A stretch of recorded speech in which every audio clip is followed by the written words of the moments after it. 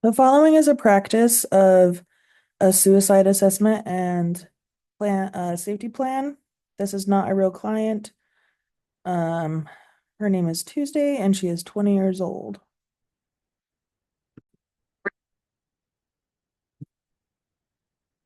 Hi, Tuesday. I Uh, it's good to see you today. How has your week been? um I don't know, it was all right. Uh I was feeling kind of down. Yeah. Do you want to tell me more about that?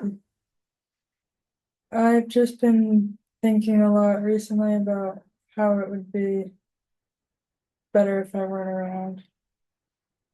Really have these thoughts, like, is this a new thought or have you been feeling this way for a while? For a while, a few months. A few months? Wow. Well, I'm sorry to hear that, but I'm glad that you feel comfortable enough to share that with me. Have you ever heard of the Columbia Suicide Scale? No. So it's just an assessment tool that helps us kind of go over the severity of your suicidal thinking so that we can know best how to proceed just to keep you safe. Would you be okay if we Sure. completed that? So the beginning few questions are just gonna be about your suicidal ideation. Do you know what that means? Like suicidal thoughts? Yeah. If you get uncomfortable at all, like while we're going over this, or you have any questions, like feel free to ask, okay? Have you ever wished that you were dead or wished you could go to sleep and not wake up? Yes. In the past month, have you felt this way? Yeah. Have you actually had any thoughts of killing yourself? Not seriously, like I wouldn't act on it, but it's been on my mind. All right. Have you been thinking about how you might do this? Yeah. Do you have a plan? I have a way that I think would be the best way to do it if I were going to, but I don't plan on ever doing that. Um, so that was actually the next question. Have you had these thoughts and had any intention on acting on them? No. That's good. Have you started to work out or worked out the details of how to kill yourself? I would say so. But you did you intend to carry out this plan? No.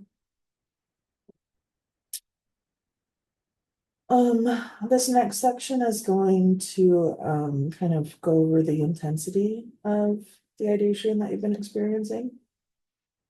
How many times have you had these thoughts? Um, in passing, like once every day at least. Once every day? Yeah. All right. Duration, when have the thoughts, wait, sorry. When you have the thoughts, how long do they last? Um, if there's nothing to distract me, I can kind of thought spiral about it for an hour or two, but usually it's just a few minutes throughout the day. Can you stop thinking about killing yourself or wanting to die if you want to? There's a few things that help distract me, but sometimes when there's nothing, it gets harder to not think about. Yeah. Are there things, anyone or anything that stopped you from wanting to die or acting on thoughts of suicide? Um, my relationships with my loved ones. What sort of reasons do you have for thinking about wanting to die or killing yourself? Was it to end the pain or stop the way you were feeling? Or was it to get attention, revenge, or a reaction from others? Or Um, probably just thoughts that it would be better or easier if I weren't around. Better for you or for other people? Both. Okay. This next section is about suicidal behavior. Have you made a suicide attempt? No. Have you done anything to harm yourself? Yes. Have you done anything dangerous where you could have died? No. So you have engaged in non-suicidal self-injurious behavior, such as like cutting yourself. Yes.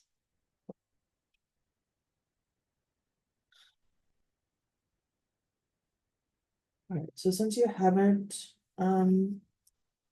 made an attempt, there obviously wasn't an interrupted attempt or an aborted attempt. Well, maybe. So has there been a time when you started to do something to end your life, but you stopped yourself before you actually did it? I've never gotten that far, no. Please stop, cat. Have you taken any steps towards making a suicide attempt or preparing to kill yourself, such as collecting pills, getting a gun, giving valuables away, or writing a suicide note? Um, what I would use is already around the house, but I didn't go out of my way to get it there. Okay. All right, well, thank you so much for answering those questions. Um, due to your answers, I think it's probably important that we create a safety plan for you to use. Have you ever done that before? Do you know what I'm talking about? I think so, yeah. So basically, we're gonna talk about some internal coping strategies that you can use. Sorry. Um, people that you can talk to, places you can go, things like that. Um, first, let's discuss some of the warning signs that you feel when you start thinking about suicide or about not wanting to be around. Can you name any warning signs, like how it feels in your body, thoughts that you have, any triggers? Um, when I start, when something bad happens and it feels like I don't know how to cope with it, and so the thoughts of having an out start, and I get a pit in my stomach. What thoughts are going through your head when that happens? Just the ones that it would be better if I weren't around and that it would be easier to not have to live in a mess. So, how can we summarize that? Just as when things go wrong? Um, yeah, and when my insecurities get triggered, Are there particular instances that you can think of, examples of when that happens? um, somebody at school made a comment about the way that I dress. And that makes you feel insecure. Yeah, And then you got that pit in your stomach, and those thoughts started running. Okay. So just the pit in your stomach, is there anywhere else in your body that you feel it? um, if I'm also feeling anxious, then my heart might start racing. But usually, if I'm just in a depressed mood, it'll just be the kind of sense of dread. So are these warning signs that you think that you can act on, that you'll recognize and know that maybe you need to take some steps? Yeah, the physical sensation is a good sign to notice. That's easy to notice. Okay. Are there any internal coping strategies that you can use when these happen? Has anything helped you in the past? Um, Talking to somebody, not necessarily about how I'm feeling, but just spending time with them and distracting myself by taking a walk outside or listening to music. Okay, so I think it's important that you have coping strategies that you can use when other people aren't around because, you could call somebody and have them not answer, and that might, you know, trigger those thoughts to continue. So I think gosh, I'm so sorry. I think the ones you stated, taking a walk and listening to music, I think those are good ones.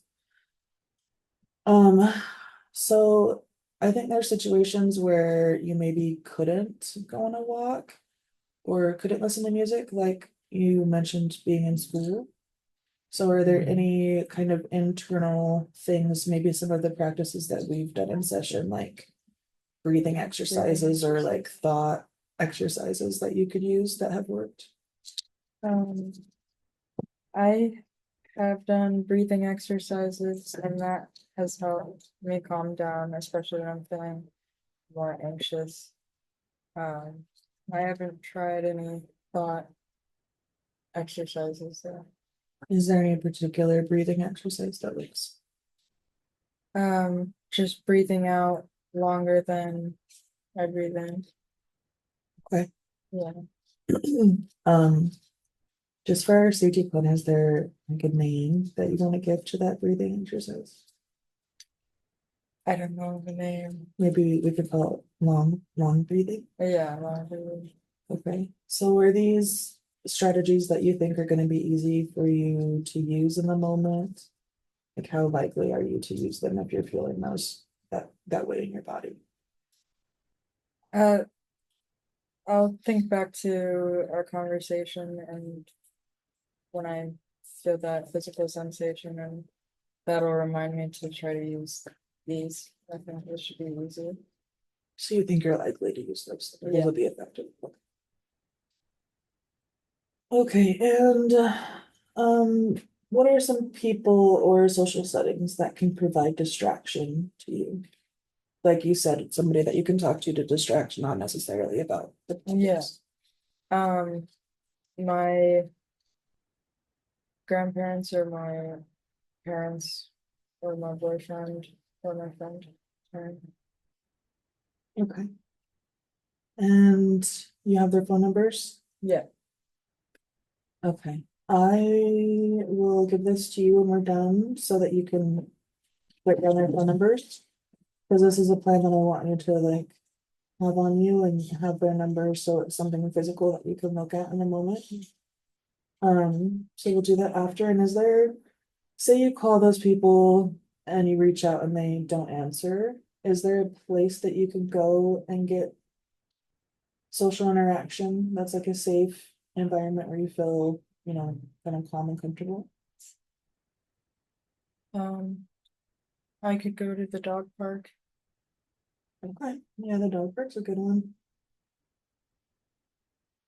Is there, like, say it's nighttime? Is there, maybe a coffee shop or um something like that? Yeah, I might go to coffee break. Okay. All right, coffee break. And then next, are there people who you can ask for help, like people who maybe do know that you're having these suicidal thoughts? Maybe people that you can share the safety plan with and they'll be familiar with it. So when you call and talk to them, they know what to do. Right. Um, my mom and my boyfriend probably. Okay. Your mom and your boyfriend. And you feel comfortable going over this with them and sharing the way you've been feeling? Yeah. All right, good. And then let's discuss some professionals that you can go through. So like these are kind of steps like so when you have the warning sign, then you try your coping skills, then you try your distraction, then you ask for help. If all four of those steps don't work and you need like professional help, um, who can help you in those situations? Um, like a doctor. Yeah, like you could put me if you want, if you feel comfortable with that. Yeah. Okay, so I'll put me down and then Um, is there anyone else in your treatment team that you feel comfortable with?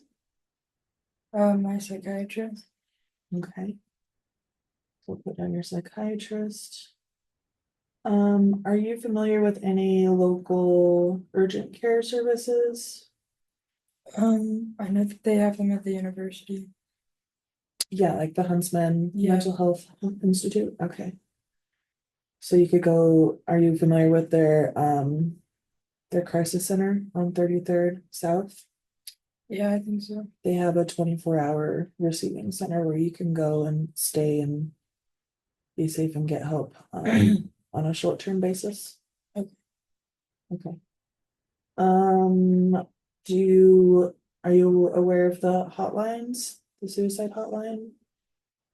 Yeah, I know about Safe Utah, I think it's called.